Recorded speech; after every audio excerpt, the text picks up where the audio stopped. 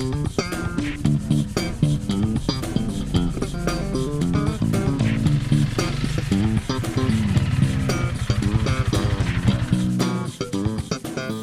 back to Candy Adventures. I'm Chris. And I'm Elizabeth. And today we're doing something a little bit different. You see, we don't have the truck camper, but we're still going to be doing a catch and cook. Except we don't have any hunting rifles or fishing rods.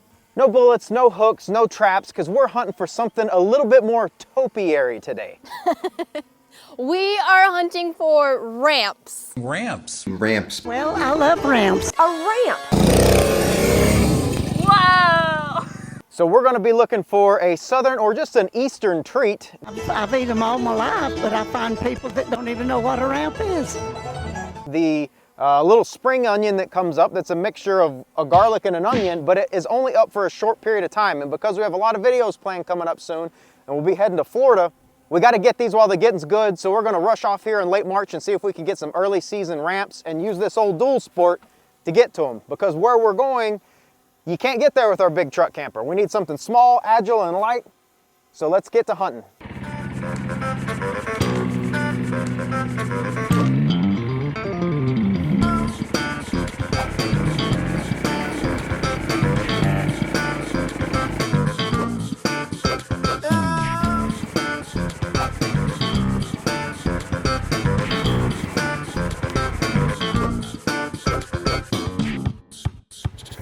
So if you've been watching this channel for a while and follow us on Instagram, you know that I had a little yellow dirt bike, and we're not bringing that out today because I unfortunately sold it.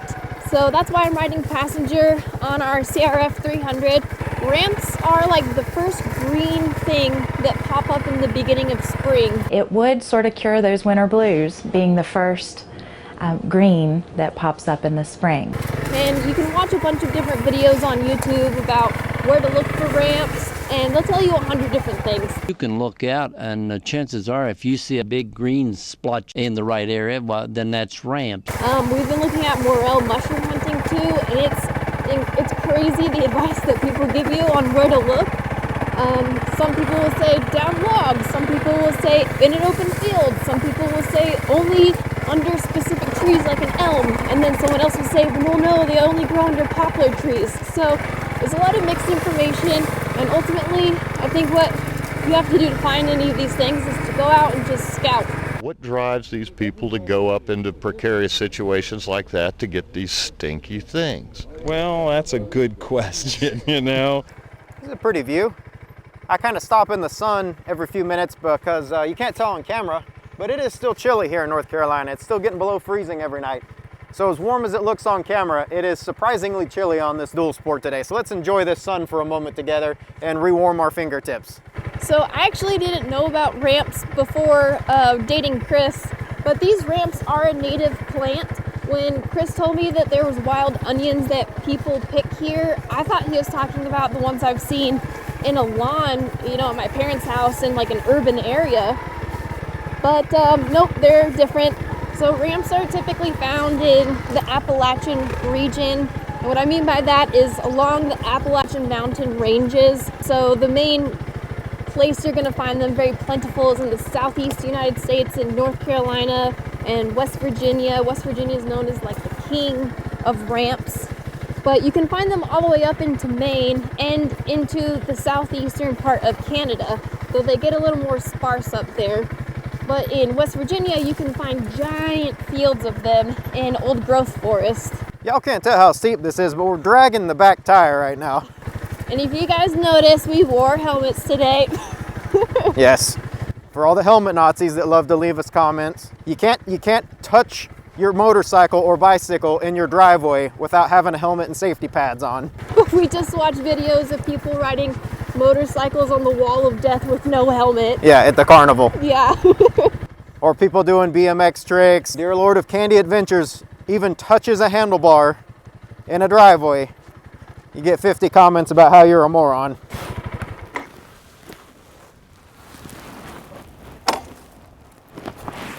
I am freezing, but we have made it to our little spot before the sun goes down. You can see that sun is getting ready to peek down behind that mountain, and it's going to get a whole lot colder. Yes. But we found our spot, and I think this is the spot that we had found before. And it's down in this little gully here where there is a small creek here at the top of this mountain. And I think this is where we found our ramps before. So let's go show you what ramps look like and see if we can find them. As you can see, it's still pretty early season, and everything here on the East Coast just looks like dead brown nothingness. It's just ugly brown. Which is different from our dinners that we cook, which are, you know, called hot brown. But you can see how that lack of anything real green coming up helps you find these ramps, because they are some of the first things to pop up. Ah! Why? I hate briars. Oh my gosh.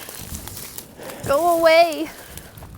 What I really wish would happen is the briars would just die, but no, they just stay sharp and awful all year round. Frustration with briars escalates very quickly. The first time I get hit with a briar, it's like an inconvenience. And then the second time I get hit by a briar or caught by a briar, it is instant anger. I do kind of miss that about Guam, is when you walk through the jungle there.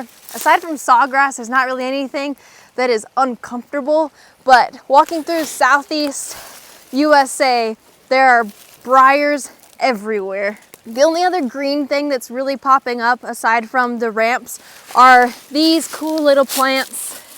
So these plants are called trout lilies, and they have these beautiful yellow flowers. Because it's cold and the weather's dropped a little bit, they kind of closed back up. But they have this really pretty mottled leaf on it that is supposed to look trout patterned. But these are the only other things that are popping up at the moment, aside from the ramps. We've been looking for some morel mushrooms too, but I think it's just too early. It's March right now, and it has been freezing at night for the last almost week. We went through a period of time where it was 70, 75 degrees during the day, and I thought, oh, I thought spring's on the way, and of course it's not. So we were trying to squeeze in some morel mushrooms, but I don't think we're gonna find any today. But I'm pretty sure we're gonna find some ramps.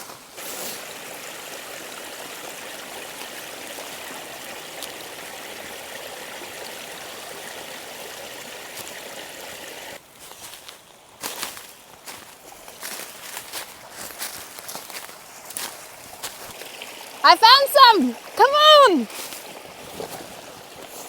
Boom! Would you look at that? Hunting success. But you see how green that is juxtaposed to all the brown that's around and all the dead leaves. Yep, and it's in this little pocket of sun coming through.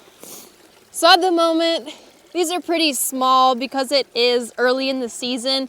If we waited about 3 more weeks, these would be a lot taller, and the leaves would be a little bit wider. But we're trying to do this video before we go down to Florida, and they're popping up, so we're gonna go ahead and take advantage while we're here.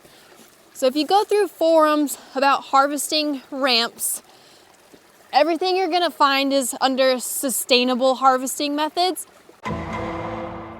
And that's because these ramps have become super trendy, especially in the past like 5 years. You're probably gonna start to see them all over the place over the next month or two, on social media, on restaurant menus. A lot of hipsters are going out in the woods collecting these, and because there's more pressure on these native plants that are all wild grown, there's I don't know, everybody online saying that you have to harvest these in a sustainable way.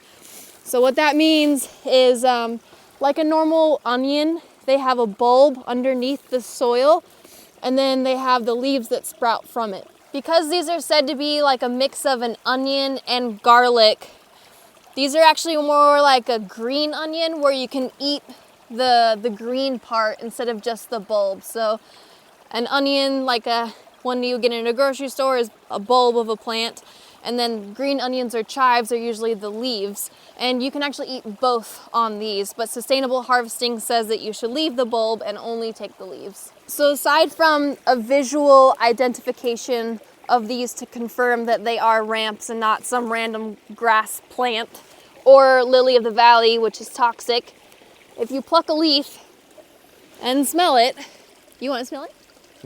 They're that strong? Yeah, if you've ever experienced anyone that's eating ramps and been enclosed in a car, you'll know exactly what I'm talking about. I'm good. It smells like a perfect combination of garlic and onion together in one plant. If it doesn't have that smell, it's not a ramp. So this is a very pungent smell. I mean, I could probably just waft it and you would be able to smell it. And they would eat the ramps, and supposed to ward off colds and flu and pneumonia. When you eat ramps, you smell so bad that nobody can get close enough to you to give you a cold or the flu. We're gonna go ahead and just take some leaves, and I think we're gonna do the cooked portion as a sour cream and ramp dip. You know, we like trash food on here, Candy Adventure, so if we can figure out a way to put something on a buttery Ritz cracker or a chip, you know our love for Velveeta, our love for Spam, Vienna sausages, macaroni and cheese. So we're gonna figure out a way to take this beautiful natural plant and turn it into a cheap, quick snack food. So I'm just cutting the leaves off. This property isn't public, so it's not like we really need to save any for anybody, but it would just be nice for it to regrow in the same spot, you know, next year. Oh, it smells so good. All right, let's see if we can find some more. What I would be really excited for is in the fall, these things hanging down that have this long, twisty, it looks like a woody vine. These are muscadine, and they're native to southeastern US as well. And they're, if you've never had muscadine grapes, they are giant plump grapes with like a thick husk on the outside. Look at the size of it. It's like a little baby plum. These grapes have a very thick skin. And I don't like grapes, but I love muscadine. And they're native here too, and that's what all these woody vines are. Is in the fall, all the fruit will be at the top where you can't access it. But it's all the grapes in the treetops, and these are the vines hanging down. I think if you cut the vines too, they'll have the water or the liquid dripping out. If it's a big enough vine, it'll drip water.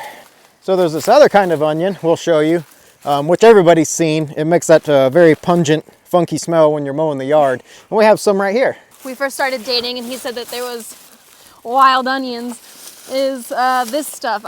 I've seen this growing up in lawns and urban areas. I think Chris said we even had some in Guam. Yep, I mowed over this stuff in Guam. But I mean, when you pick it, it looks kind of like a chive and it smells like an onion. The wild onions and the wild garlic. Can you help us differentiate those and identify those? So this one actually is wild garlic. It's kind of hollow looking in there. So over here actually is some wild onion, really flat and full. So you can see how high up we are on this mountain because of this small trickling stream that is originating from a spring. So of course, as it goes down the mountain and into the valley, the stream is going to get larger, but you get this little beautiful trickle in the sun here in these little valleys. And you can even find salamanders all the way up here. Might be a little too cold. I don't really want to stick my hands in freezing mountain water while it's only 36 degrees outside, but they're in here. This looks very idyllic, like with the sun coming through and the moss and the ferns. And the water running, yeah, trickling through the moss.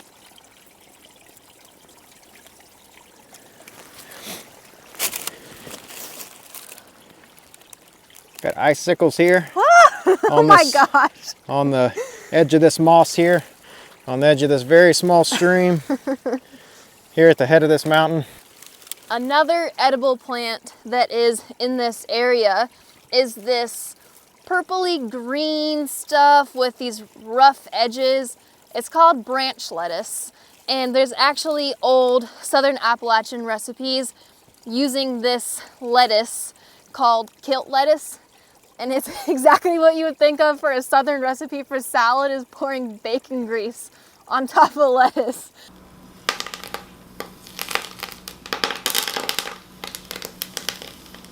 But you can eat this, it is edible. It tastes exactly like lettuce. Good to see here. This is all where turkeys have been working in the area over. And if you know you know, turkey season will be coming up very soon. We've been thinking about doing a turkey hunting video. Turkey hunting is not known for being the most successful form of hunting, especially on public land and especially in the mountains here. But we'd like to try to one of those videos if you guys are interested, but that'd probably be a month down the road when the season opens. But good to see they're in the area. All right, so hiding down here, we found a little bit bigger ramp leaves here. See those big broad leaves here? Just starting to poke up. A good sized patch in there. Yeah, you can see how that just turns green so much faster than everything else around here. And even those trout lilies, they don't have this bright green color like the ramps do. So we're going to collect a few more of these, just enough to make our dip, and then we're going to get back down the road so we can heat up before that sun keeps going down behind that mountain back there. Also in sustainability, we're going to come back and might collect a little bit more of these because we've been trying to find some morel mushrooms. It's just so early in the season that they're not popping up. I'd love to do a morel and ramp trout or turkey catch and cook and kind of combine all of them. Ooh, because those are all about the same month, right? Yep. All very springtime things.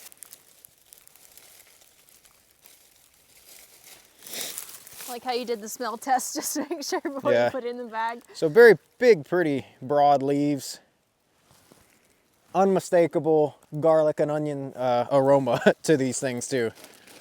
So not only are ramps sort of trendy at the moment, but they have had festivals in the Southeast for 60 years now, all about ramps. In Richwood, West Virginia, the crowds are always huge and the ramps are plentiful. They cook and serve over a ton of ramps. And the 2004 Made of Ramps. And I've even heard of people making ramp ice cream. That's the most disgusting sounding thing I have ever heard of in my entire life. But apparently it's found at a ramp festival. Another name for a ramp is a ramson. So it's like drop the P, add an S-E-N. Ramson is also a European version of a ramp, also known as bear's garlic. So it's like a cousin to the ramp, but it's similar concept like garlic and onion, wild plant. So the name came from Europe and kind of came over this way, except we dropped the sen and just added a P.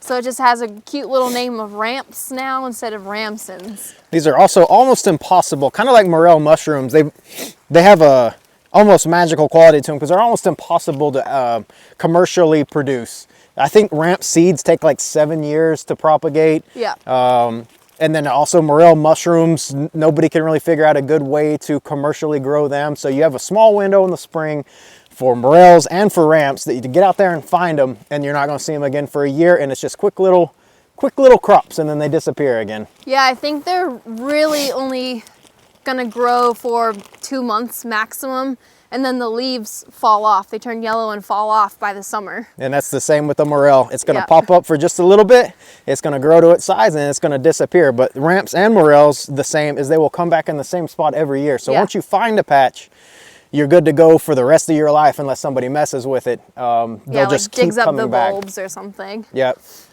So I think this is going to be enough for plenty. our little bit of dip that we're going to make. So let's go make some junk food. You'll have to excuse all the sniffles. It is cold. As you can see, that sun, big old orange Bob, is getting ready to head back behind that mountain, and it is freezing. We're sniffling, fingers are cold, so we are going to skedaddle it back to where we're currently living and cook this up. So let's hop back on this machine and get out of here before that sun disappears and I'll freeze to death. Uh-oh. Whoa.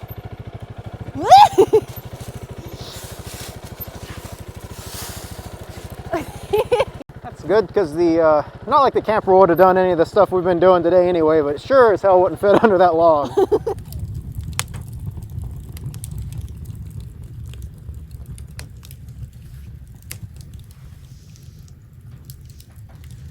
Well, this sure feels nice. I know it looks in that video when you look at the footage like, oh, that looks like a nice warm spring day. It was not. It was 36 degrees. Then that ride froze us to the bone. So we've been back in here warming up a little bit by this fire. I'm very excited. Let's make some junk food. Everybody loves a good, sour cream and onion dip. Sour cream and onion flavored everything is amazing. So for us to make it from locally sourced stuff is going to be even better. Yes. Let's make some hipster junk food. So we're just gonna chop these up pretty rough. We're using a food processor to make this dip, but just to make sure all the flavors come out in these ramps, we'll just chop. Also, we just came across this knife. It was just in the place that we're staying. I don't know what this is called, but it's the coolest little knife I've ever seen. So as I'm cutting it, there's like little beads of juice coming out. So I think the flavor is gonna be there. I don't think we have to worry about that part. We're gonna hit Flavor Town for sure. They're not Food Network chef chops, but it'll do. Miss a little bit. First, clump in cream cheese. And it is softened, so I don't have to worry about that. Should mix up real nice. Some sour cream. I think this is gonna be pretty pungent. Yeah, the whole room smells like a garlic and onion hand grenade right now. It really is very strong. Now the recipe that I found online, I wanted to try because I hadn't seen it anywhere else. It was specifically a woman that makes this dip with ramps. And she adds Worcestershire sauce and hot sauce, and then salt and pepper, but we just got this. Womp, womp, womp, womp. We don't really measure on this channel. This is a eyeballing sort of thing, so a little bit of Louisiana vinegar with a kit. And Bojangles seasoning is pretty salt heavy, so I don't want to add any more salt, but then they also add sugar and paprika and a lot of other yummy spices. So I think it's a good all-arounder. If you're wondering what Bojangles seasoning is, it's not Mr. Bojangles from the song. It's Bojangles the restaurant, which is like a fried chicken fast food restaurant, serves breakfast all day, biscuits, yeah. This is so fucking good. Nana will forget her table manners. Try the new Bo's chicken sandwich. Let's give this a literal whirl.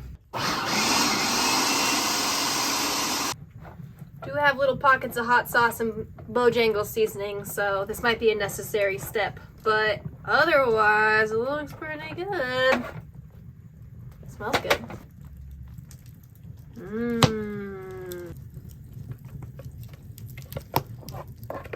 Okay, do you want me to try it first? Yep. Okay. We'll see how awful it is. Hey! You trust everything you read online. It smells good.